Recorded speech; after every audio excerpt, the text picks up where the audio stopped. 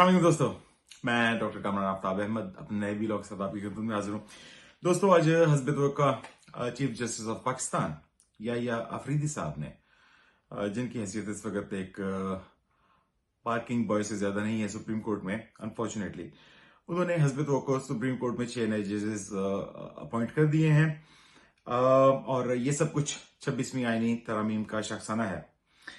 बहरहाल इस पर आज का मेरा तबसरा, मगर दो गुजारिशात वीलॉग का आगाज करने से पहला तो ये कि अगर आपको मेरा वीलॉग पसंद है तो इसे लाइक करें, शेयर करें, मेरे यूट्यूब चैनल को सब्सक्राइब करें और कमेंट सेक्शन में हमें अपनी आरा से आगाह करें। दोस्तों, ये इसलिए भी जरूरी है कि मेरा वीलॉग इस वक्त फायरवॉल की जद में है और उसका एल्गोरिदम फायरवॉल का जो है वो इस तरह का उन्होंने बना दिया है जो आर्टिफिशियल इंटेलिजेंस की बेस पे चलता है, जिसमें मेरे अल्फाज जो हैं उनका पहले मुआयना किया जाता है, उनको परखा जाता है और उसके बाद फायरवॉल ये फैसला करती है कि इस पर ब्लॉक किया जाए या ना किया जाए। और अनफॉर्चुनेटली मैं चूंकि हाफिज साहब का नाम तवातर से लेता हूं तो मेरा वीलॉग पाकिस्तान में बिल्कुल मुकम्मल तौर पर ब्लॉक कर दिया जाता है। अगर आप इसे शेयर करते रहेंगे, बेल आइकन को दबाएंगे और मेरे चैनल को सब्सक्राइब करेंगे तो शायद आप तक मेरा वीलॉग पहुंच सके और बाकी जहां तक मैं पहुंचाना चाहता हूं उन लोगों तक भी पहुंच सके। दूसरा, हमेशा की तरह एक और गुजारिश कि 26 नवंबर 2024 का सानहा पाकिस्तानियों ने नहीं भूलना, क्योंकि इस दिन आप पर करबला तारी किया गया था। बहरहाल दोस्तों, जब यही आफरीदी ने अब से थोड़ी देर पहले, कुछ घंटे कबल, ये खबर मीडिया पर चलवाई या सुप्रीम कोर्ट की तरफ से ये कंफर्मेशन आई कि 6 नए जजेस को अपॉइंट कर दिया गया है, तो मैं बहुत हैरान हुआ। मैं हैरान इस बात पर, इस खबर पर नहीं था, बल्कि मैं हैरान उन लोगों की हैरानगी पर था जो इस खबर को लेकर हैरान हो रहे हैं। मेरी मुराद मुख्तलिफ साबका जजेस से है जिनके मैंने इंटरव्यूज कुछ देखे, जो कि इसे एक गैर आईनी अमल करार दे रहे हैं और उनके लिए ये बड़ा हैरानकुन था। इसी तरह जो वकला हैं, आइन को समझते हैं, उन्होंने भी हैरानगी का इजहार किया, गुस्से का इजहार किया। मैं उनकी हैरानगी पर हैरान था। फिर बहुत सारे तजिया निगार, कॉलमिस्ट्स, मुख्तलिफ मकतबा हाय के फिक्र के लोग जो ये कह रहे हैं कि ये मावराए आइन कदम हुआ है और वो इस पर बहुत हैरान हैं और परेशान हैं। फिर पाकिस्तान तहरीक इंसाफ जो इस पर बहुत हैरान है और परेशान है। मैं इनकी हैरानगी पर हैरान हुआ। जब अप्रैल 2022 में इमरान खान साहब को जनरल बाजवा ने धोखा दिया और उनकी हुकूमत से गद्दारी कर उनकी हुकूमत का खात्मा किया, तो मैं यही सब कुछ एक्सपेक्ट कर रहा था। हाँ, हैरानगी मुझे इस बात की बहरहाल जरूर है कि मैं ये सब कुछ अर्सा पहले एक्सपेक्ट कर रहा था। मतलब मैं नहीं था समझता कि इसमें इन्हें 2 साल तकरीबन 3 साल लग जाएंगे। मैं ये इकदामात बहुत पहले से एक्सपेक्ट कर रहा था। हैरानगी मुझे इस बात पर हुई कि ये इकदामात जरा ताखीर से लिए गए आसिम मुनीर साहब की जानिब से। बहरहाल दोस्तों, अब गेम बहुत ही इंटरेस्टिंग एक फेज में दाखिल हो गई है। अब सवाल यह है कि अगर 26वीं आईनी तरमीम ना की जाती तो क्या ये सब कुछ हो पाता? बहुत सारे लोग कहते हैं, बल्कि अक्सरियत का यह ख्याल है कि ये सब कुछ 26वीं आईनी तरमीम की वजह से हुआ और अगर 26वीं आईनी तरमीम ना होती तो ये सब कुछ ना होता। बहरहाल इस हद तक तो मैं इत्तेफाक करता हूं इन लोगों से कि 26वीं आईनी तरमीम से आपने आइन का हुलिया बिगाड़ दिया। लेकिन मेरा जाती ख्याल यह है कि एंड रिजल्ट, बहरहाल अगर 26वीं आईनी तरमीम ना भी की जाती तो एंड रिजल्ट यही होता। एंड रिजल्ट है क्या? एंड रिजल्ट आसिम मुनीर साहब की नजर में यह है कि इमरान खान साहब को माइनस किया जाए पाकिस्तान की सियासत से बगैर उनकी जान लिए। और इसी टारगेट की जानिब वो पूरी कुव्वत से, पूरी स्टेट मशीनरी के साथ इस वक्त चल रहे हैं। अच्छा, इस एक गोल के हसूल के लिए उन्होंने पाकिस्तान की पिछले 3 साल में तबाही फेर दी। जो आपका सोशल वैल्यूज है, आपकी आपकी इखलाकी वैल्यूज हैं, आपकी मजहबी वैल्यूज हैं, उनको इस शख्स ने पामाल कर दिया। अब बहुत सारे दोस्त मुझसे अक्सर बहस करते हैं कि हमेशा पाकिस्तान में यही होता था। नहीं दोस्तों, पाकिस्तान में हमेशा से ये नहीं था होता। ये जो नॉर्म नए डिफाइन किए हैं आसिम मुनीर ने पाकिस्तानी माशरे में, ये कभी नॉर्म्स नहीं थे। अब अगर फॉर एग्जांपल आपको अखबार में खबर मिलती है, अखबार में तो क्या आपको खबर मिलनी है, सोशल मीडिया पे ही आपको आमतौर पे खबरें मिलती हैं अब, हकीकत पे मबनी जो होती हैं, क्योंकि अखबार तो मुकम्मल कंट्रोल्ड है, इलेक्ट्रॉनिक मीडिया मुकम्मल तौर पर कंट्रोल कर लिया गया है।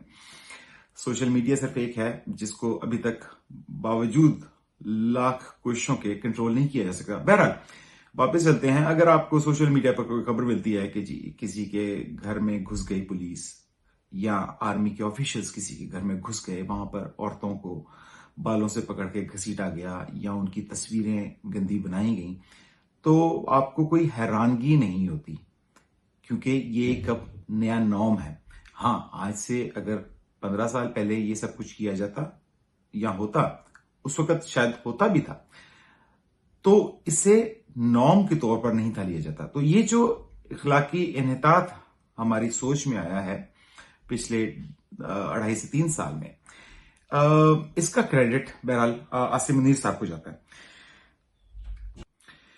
जी दोस्तों, वापस चलते हैं आसिम मुनीर साहब की जानिब। अब आप आसिम मुनीर की खुशकिस्मती कहें या पाकिस्तान की बदकिस्मती, कि यहाँ के जो बड़े सियासी खानदान हैं वो शरीफ हैं या जरदारी हैं, और बदकिस्मती यह है हमारी कि ये दोनों ही खानदान नस्ली तौर पर गुलाम भी हैं और करप्ट भी हैं।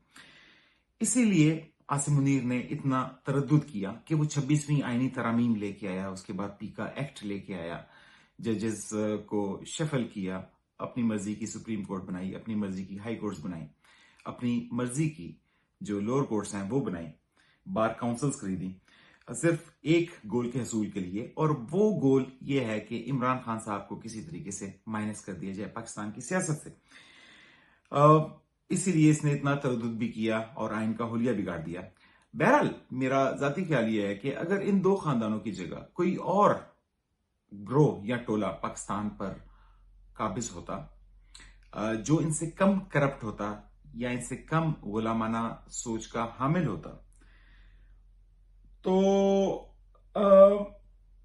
और वो इन तरामीम के हवाले से आसिम मुनीर के सामने अगर डट जाता, मैं एज्यूम कर रहा हूं, तो ये फिर शायद तरामीम ना होती, तो फिर क्या होना था दोस्तों? उसका जवाब है कि होना फिर भी यही था। हाँ, उस सूरत में ये होता फिर कि तरामीम करने के बजाय, इतना तरद्दुद करने के बजाय, आसिम मुनीर साहब को डंडे का इस्तेमाल जरा ज्यादा करना पड़ता, और या फिर ये जो ओहदे के का लालच दिया जाता है और पैसा लगाया जाता है, ये आसिम मुनीर साहब को शायद पैसा तो इतना ही लगता, ओहदों का लालच तो इसी तरह दिया जाता, लेकिन उस सूरत में पार्टीज बदल जाती।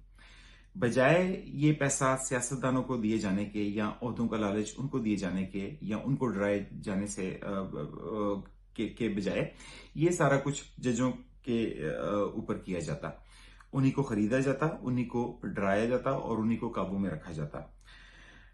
बहरहाल एंड रिजल्ट होना फिर भी यही था कि फर्द वाहिद की पाकिस्तान में हुक्मरानी होती, जिसका नाम आसिम मुनीर है। अब दोस्तों आगे क्या होगा? दोस्तों इस वक्त supreme court of Pakistan, high courts या बार एसोसिएशन में आपको जो धमाचौकड़ी नजर आ रही है, जो एक इस वक्त घुमसान का आपको एक रन पड़ा हुआ नजर आ रहा है, आप समझ रहे हैं कि इस वक्त कोई जंगोजदल जारी है इन तमाम जगहों पे, मेरी जाती राय ये है कि ये सिर्फ दिखावे के लिए है। मैं एक्सपेक्ट नहीं कर सकता कि जब ये तमाम जाल बुना जा रहा था आज से 3 साल पहले या 3.5 साल पहले, जब कमर जावेद बाजवा ने गद्दारी करके इमरान खान साहब की हुकूमत का तख्ता उल्टा और मुझ जैसा एक एवरेज IQ पर्सन, जिसको सियासत से कभी भी कोई ज्यादा दिलचस्पी नहीं रही, ना ही कोई खबरों से दिलचस्पी रही। मुझ जैसे अगर शख्स को इन तमाम मकासद का उस वक्त पता था, आज से 3 साल पहले, तो सुप्रीम कोर्ट या हाई कोर्ट्स या इवन लोअर कोर्ट्स के जजेस या वकला या जो ये सहाफी हैं, क्या आपके ख्याल में इनको इन मकासद का उस वक्त पता नहीं होगा? दोस्तों, मैं इस थ्योरी को बाय करने के लिए तैयार नहीं हूं। मेरी समझ से बालातर है कि इन जजेस को, इन अफराद को जो कि चीजों को बड़ा करीब से देखते हैं, उन्हें समझते हैं और उन पर नजर रखते हैं, इन्हें इस चीज का ना पता हो। ये तमाम ही जज जिनको आज अवाम ये समझ रही है कि शायद ये जमीर के कैदी हैं और ये शायद कुछ इनमें से मजलूम हैं, ये दोस्तों, ये तमाम ही लोग, ये तमाम ही जजेस, ये तमाम ही वकला, ये तमाम ही सिविल सोसाइटी के अफराद इस बसात के मोहरे हैं जो पाकिस्तानी आर्मी ने बिछाई। और जब ये बिसात बिछाई जा रही थी आज से कुछ साल पहले, तो इन तमाम ही मोहरों को पता था कि ये इनसे इसी तरह का काम लिया जाना है मुस्तकबिल में। मगर ये तमाम ही लोग सिर्फ इस वक्त का इंतजार करते रहे कि आसिम मुनीर साहब इन्हें इस्तेमाल करें, किसी को जालिम बनाकर और किसी को मजलूम बनाकर। और अब उनसे वही काम करवाया जा रहा है जिसके लिए इन्हें इस खेल में शामिल किया गया था। हां दोस्तों, एक्सेप्शंस हर जगह होती हैं। कुछ जजेस वाकई हो सकता है कि मजलूम हो, और मैं जब इन्हें मजलूम कहता हूं तो इसलिए नहीं कि इन्हें शायद नहीं था पता कि यही सब कुछ होगा, बल्कि इसलिए कि इन्हें इस खेल में जबरदस्ती शामिल किया गया बंदूक दिखा के आज से। लेकिन ये खेल 3 साल पहले से चल रहा है। ये सारे जजेस इस खेल में जानते बूझते शामिल हुए। याद रखिए दोस्तों कि ये वही जजेस हैं जिन्होंने रात 12 बजे अदालतें खोली, जिन्होंने कासिम सूरी साहब की जो रूलिंग है उसे गैर आईनी करार दिया। इनमें से बहुत सारे जजेस जो हमें इस वक्त मजलूम नजर आ रहे हैं, ये वही जजेस हैं जिन्होंने काजी फायज ईसा को जमानत दी कि उसके खिलाफ एक जो ओपन एंड शट केस था वो आगे नहीं चलेगा, और उसको एक टैक्स का मामला बना दिया। जो जजेस बहरहाल मजलूम नहीं है, वो जजेस हैं जो फॉर सेल हैं। आप सिर्फ इनका रेट ठीक लगाएं। आसिम मुनीर साहब ने इनका रेट ठीक लगाया और इन्होंने अपनी जमीर फरोशी कर दी। यकीन मानिए, अगर आसिम मुनीर साहब या इवन आप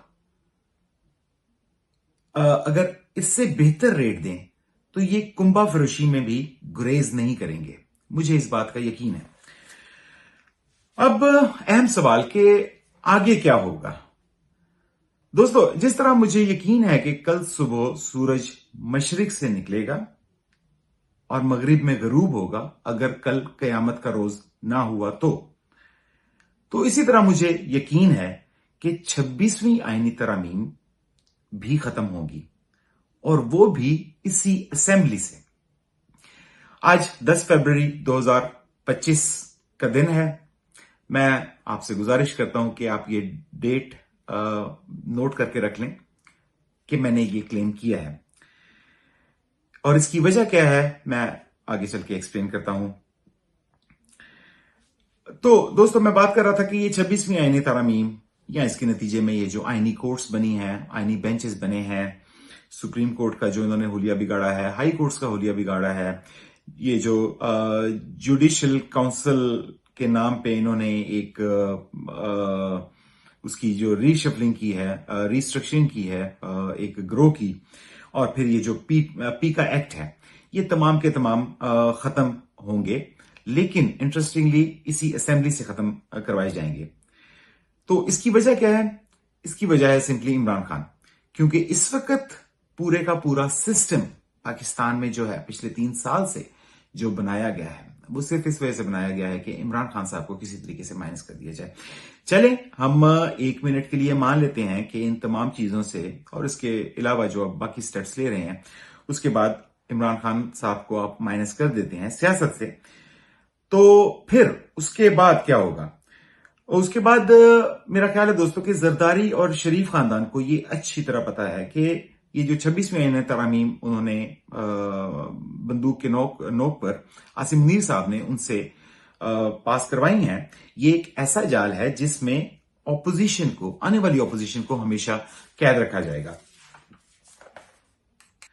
तो दोस्तों मुस्तकबिल की जो सियासत है उसमें इन दो खानदानों ने, यानी कि शरीफ खानदान और जरदारी खानदान, इन्होंने फिर नूरा कुश्ती करनी है हमेशा की तरह। इनमें से एक हुकूमत में होगा और एक ऑपोजिशन में। इस वक्त तो ये सिर्फ इसलिए मिले हुए हैं ना कि इन्हें इमरान खान से खतरा है। अगर इमरान खान साहब को माइनस कर दिया जाता है तो पाकिस्तान तहरीक इंसाफ का शायद कोई वजूद ना रहे या वो एक इलाकाई पार्टी बन जाए, जिस तरह MQM है या ANP है या इस टाइप की कोई और पार्टी बन जाए। तो फिर जो मेन प्लेयर्स बचेंगे वो ये सिर्फ दो ही होंगे और इनमें से हमेशा की तरह एक हुकूमत में होगा और एक अपोजिशन में होगा। तो ये किस तरह बर्दाश्त कर सकते हैं कि इन तरमीम की बुनियाद पर इनके गिर्द शिकंजा कसा जाए जब ये अपोजिशन में हो? हाँ, जब ये तरमीम खत्म की जाएंगी मुस्तकबिले करीब में या मुस्तकबिले बईद में इसी असेंबली के थ्रू, उस वक्त आसिम मुनीर साहब इस बात को एज अ बार्गेन चिप इस्तेमाल करेंगे इन्हीं खानदानों के साथ बार्गेन करने के लिए। क्योंकि ये तरामीम खत्म उसी वक्त होगी जब आसिम मुनीर साहब की आशीर्वाद हासिल होगी। तो उस वक्त जो बोली ज्यादा देगा आसिम मुनीर को, इन तरामीम को आसिम मुनीर साहब उनके हक में तब्दील कर देंगे। तो अब अवाम के लिए सवाल यह है, या अवाम पूछती है कि अवाम क्या करे, क्योंकि इन सारे इकदाम से जो मुतासिर हो रहे हैं वो तो आम अवाम हो रहे हैं। तो दोस्तों मेरा ख्याल है कि अवाम को अपना रास्ता लीडर के बगैर तय करने के लिए तैयार रहना चाहिए और इस चीज की आदत डालनी चाहिए। आवाज उठाते रहना चाहिए।